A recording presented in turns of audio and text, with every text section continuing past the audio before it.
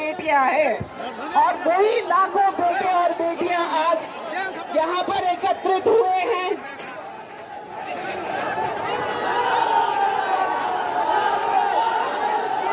और अपना परिचय दे रहे हैं कि हम कर्नल साहब के सच्चे सिपाही हैं। आज देखने को मिल रहा है कि कर्नल साहब के आपके मन में श्रद्धा कम होती दिखाई दे रही है। आप किस बातों से प्रभावित है मैं कह नहीं सकती, पर आपका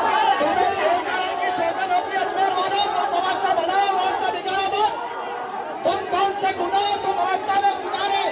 ये लंबे समय से यात्रा चल रही है, पूरे देश देख रहे तुम कितने भी नौजवान साथी खड़े निवेदन है कि अवस्था में सहयोग करें। इस तरह की अच्छी मानसिकता की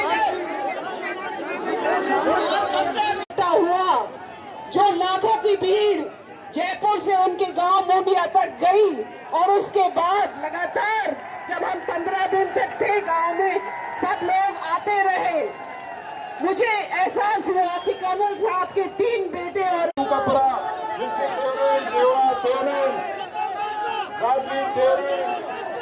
सब लोगों ने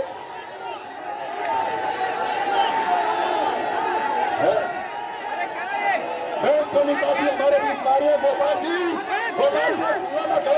साइड में आपका स्वागत है।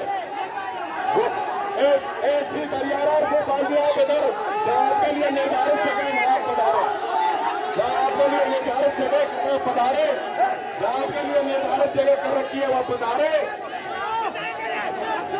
जहाँ आपके लिए बहन सुनीता जी को मैं मंच पर आमंत्रित करता हूँ।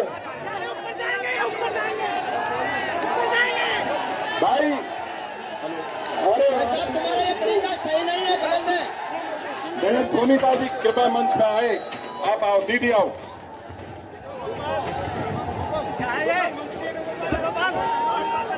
मेरे भाइयों, गुर्जर समाज के मेरे भाइयों जो मंच पे पहुंच गए जबरदस्ती, मेरे भाइयों मुझे आपसे अनुरोध है कि आप नीचे उतर जाएं और व्यवस्था बनाएं। गुर्जर भाई शांति बख्शे सभी लोग सभी आम कितने लोग आए कहने के लिए आए हैं, दूसरे राज्यों से आए हैं। आदरणीय सचिव पायलट साहब ने मुझे भी कहा था आप धीरज रखिए, यहाँ सबका स्वागत है, सब पार्टियों का स्वागत है, सब समाजों का स्वागत है।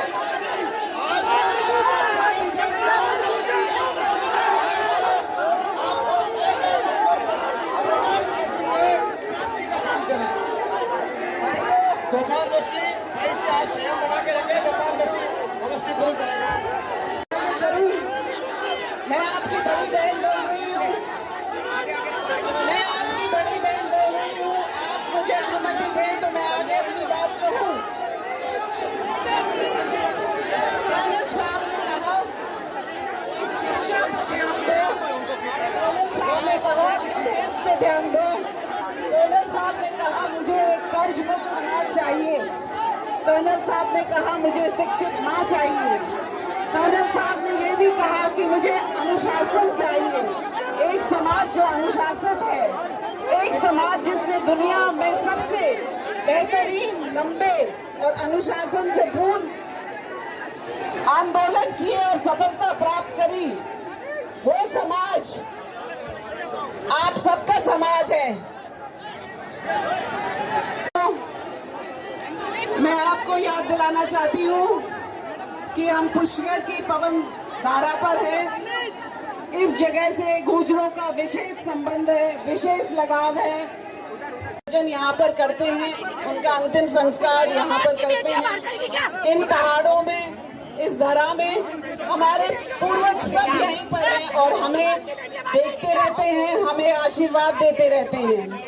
कर्नल साहब का पुष्कर से विशेष लगाव था।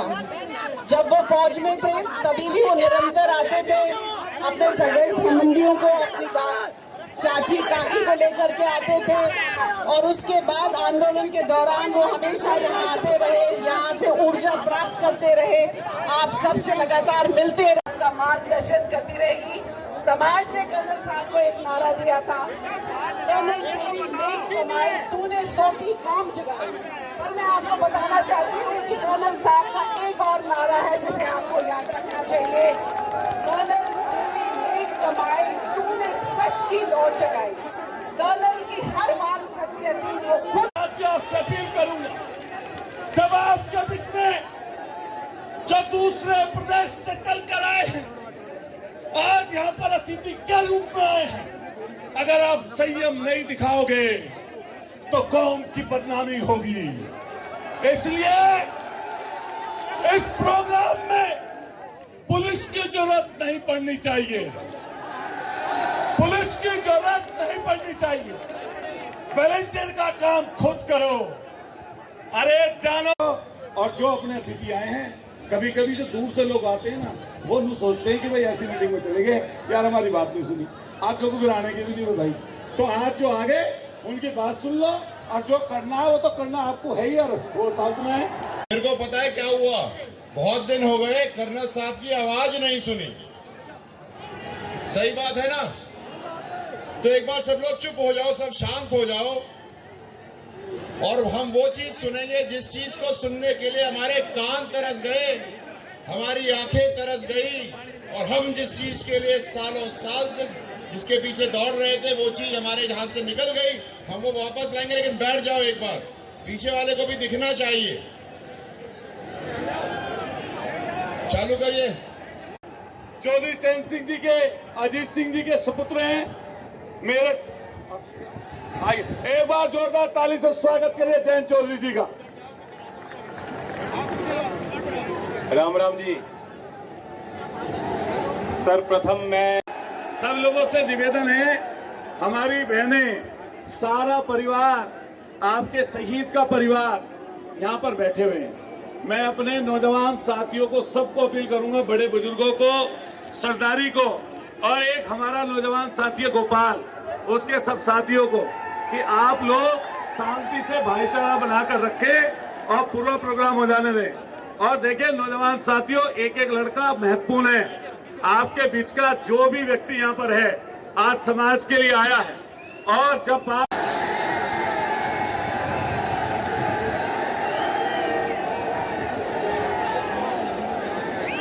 अच्छा भाई मेरी बात सुनो यार, एक मिनट चुप हो जाओगे तो बात करेंगे, चुप नहीं होगे तो आगे नहीं बढ़ेंगे, और अगर आगे नहीं बढ़ेंगे तो कर्नल साहब की अस्थियों का विसर्जन नहीं होगा। आप ये चाहते हो क्या? नहीं चाहते ना? आप कर्नल साहब का सम्मान करते हो कि नहीं? कर्नल साहब की अस्थियों का हमें विसर्जन करना है 4 बजे, और अगर हम कर्नल साहब का अस्थियों का विसर्जन नहीं करेंगे तो ये पाप तुम्हारे माथे मढ़ेगा। देवनारायण के नाम लेने वालों, कम से कम अपने संस्कार को तो सोचो। संस्कार कहां गए तुम्हारे? भाई साहब, बोलो देवनारायण भगवान की। अब मैं आपसे दो चीजों की विनती कर रहा हूं, मेरी बात ध्यान से सुनो। अगर तुम गुर्जर हो, बगड़ावत हो, तो मेरी बात सुनो, और अगर नहीं हो तो बता दो कि नहीं हो ना? अगर आप बगड़ावत हो तो बैठ जाओ, साहब नीचे बैठो।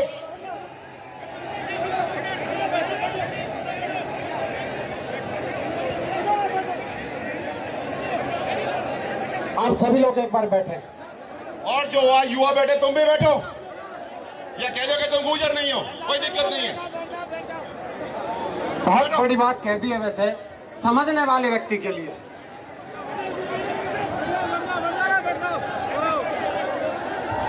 सब बैठ जाओ, एक आदमी खड़ा नहीं रहना चाहिए। जो मंच पे है वो भी बैठ जाओ सब। ये जाजम है समाज का, यहाँ पर कोई बड़ा नहीं है, कोई छोटा नहीं है, सब। बिल्कुल मत सुनना, बिल्कुल मत सुनना, मैं सुनाऊंगी भी नहीं, बिल्कुल मत सुनो। कर्नल साहब की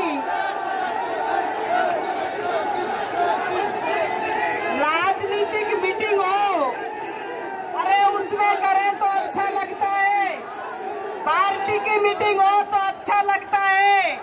ये मेरी मीटिंग नहीं है, ये कांग्रेस पार्टी की मीटिंग नहीं है, ये कर्नल किरोड़ी सिंह बैंसला की श्रद्धांजलि मीटिंग है। मुझे लगता है आज से पहले प्रधानमंत्री और मुख्यमंत्रियों के खिलाफ ऐसा होता था, तो मुझे लगता है कि आज मेरा कद बढ़ गया, इसलिए ये इस तरीके की हरकत कर रहे हैं। मुझे महसूस हो रहा है, खुशी हो रही है मुझे। आज राजनीतिक मीटिंग नहीं है, उसमें आप करिए, मैं सामना करने के लिए तैयार हूँ। पार्टी की मीटिंग हो तो करिए, मैं सामना करने के लिए तैयार हूँ। लेकिन वो शहीद सिंदूर खोया, उस गोली के लहू ने एक बहन का राखी का बहाव किया। उस लहू ने, गोली ने जिस माँ की कोख को सूना किया, वो शहीद का परिवार यहाँ बैठा है। बड़ी शर्म की बात है कि उन शहीदों के सम्मान में आप मेरा विरोध करिए, कोई आपत्ति नहीं है। कम से कम उन बहनों का तो लाज रखिए जो बहनें सामने बैठी हैं। कर्नल किरोड़ी सिंह बैंसला ने कहा था, बेटा जिस दिन विरोध होने लग जाए समझना कि तेरा कद बढ़ रहा है। मुझे खुशी है कर्नल साहब, आपके शब्द मुझे याद आ रहे हैं कि आज ये नारेबाजी हो रही है तो कहीं ना कहीं कुछ दस्तखत दिया जा रहा है। मैं कर्नल साहब के पूरे परिवार को बहुत बहुत धन्यवाद और आभार व्यक्त करना चाहती हूँ, और मेरी शहीद बहनें और माँ बहनें बैठी हैं, उन्हें मैं तहे दिल से श्रद्धांजलि अर्पित करती हूँ। बहनों, आता है, हमें इस समाज को एक सौगात मिली है कि स्वर्गीय कर्नल किरोड़ी सिंह जी के नामकरण के ऊपर एक कॉलेज की स्थापना। एक बार जोरदार ताली के साथ में स्वागत, अभिनंदन। मैं इस क्रम में निवेदन करना चाहूंगा, भाजपा के सम्मानित अध्यक्ष सतीश पूनिया जी यहाँ उपस्थित हैं। कर्नल किरोड़ी सिंह बैंसला जी के सपुत्र आदरणीय कर्नल दौलत राम जी यहाँ।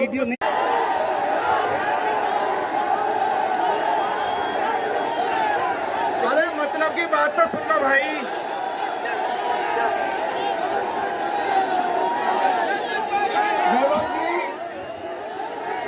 कर्नल किरोड़ी सिंह बैंसला ने राजस्थान की सरकार के साथ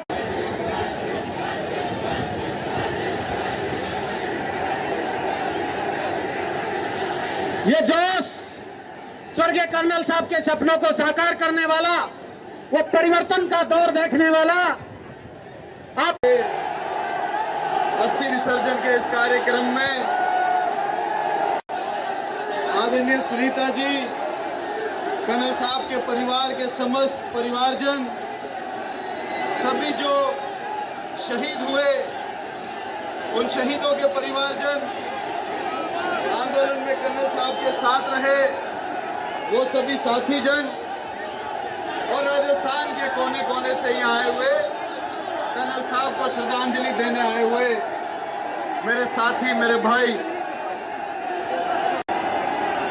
ये पता है कि ऐसी कोई बात मुझे कहनी नहीं है जिससे कि कर्नल साहब की यादों के बारे में कोई कमी रह जाए। अरे तुम्हारे जैसे बहुत देखे मैंने, बहुत देखे, ठीक है, हाँ, मैं वही कह रहा हूँ, ठीक है। मैं इसमें सुनीता जी बोलेंगी पहले।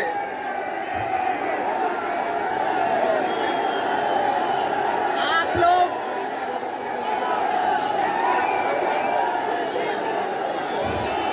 नहीं दीदी कोई बात नहीं, कोई नहीं, अपने बात खत्म करनी। मैं यहाँ पर बाकी भी बातें कर्नल साहब के परिवार के बारे में कहना चाहता था। चुपचाप रहिए।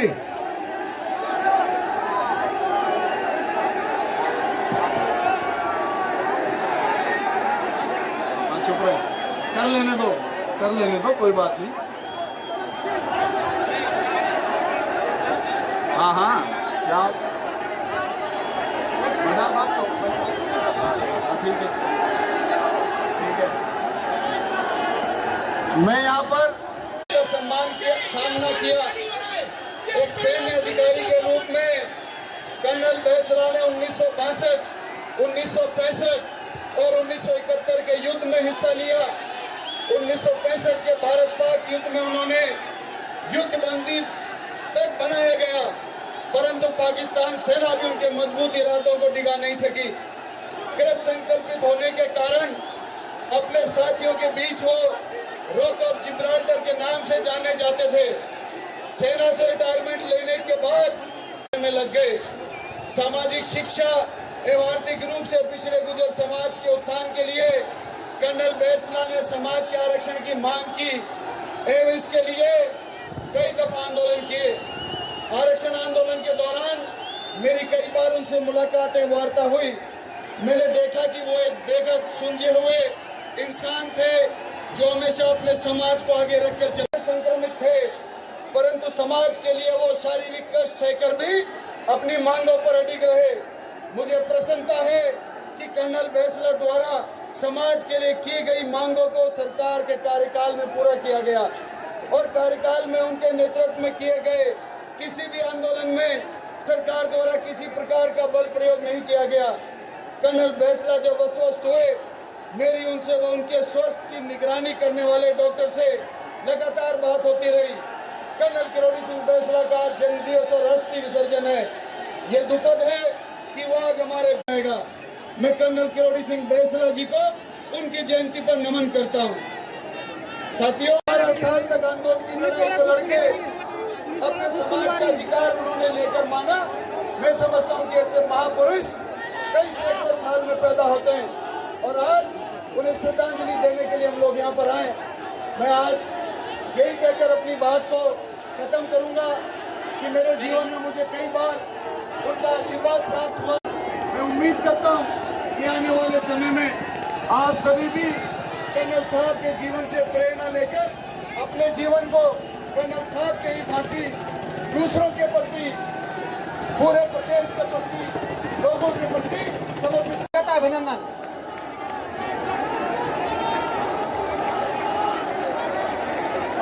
मैं निवेदन करना चाहूंगा वक्ताओं के क्रम में, राठौड़ साहब ने एक बात पहले भी कही। देश की संसद के अध्यक्ष, देश की संसद के सबसे बड़े